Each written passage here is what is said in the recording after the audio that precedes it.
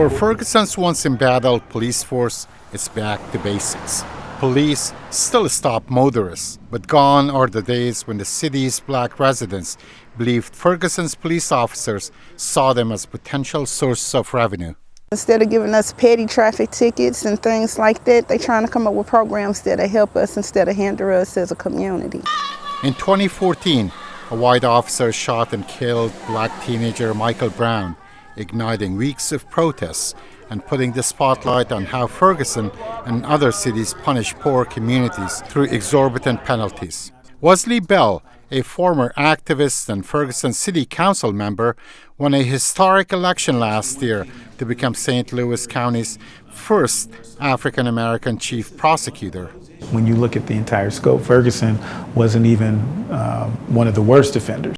And Bell says out of tragedy has come an opportunity. In Ferguson, when you do something negative or positively, it registers sometimes locally, but oftentimes nationally. And so I think that's an opportunity to implement changes and reform that can reverberate across the nation. Across the nation, states have taken notice.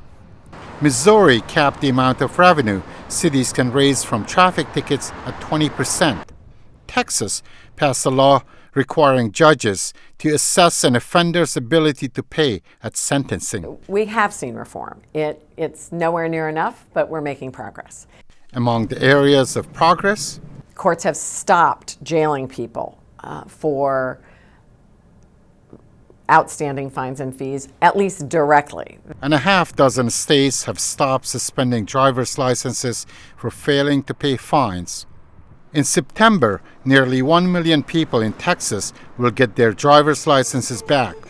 In Ferguson, the criminal justice issues exposed by Brown's death haven't gone away. A recent report by the state's attorney general says that since 2014, racial disparities in traffic stops have increased in Ferguson and across the state.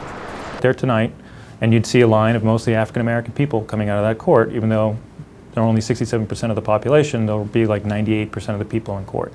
Ferguson residents say they're determined to fix the problem, even as the city struggles to comply with reforms required by the Justice Department. Masood Farivar, VOA News, Ferguson, Missouri.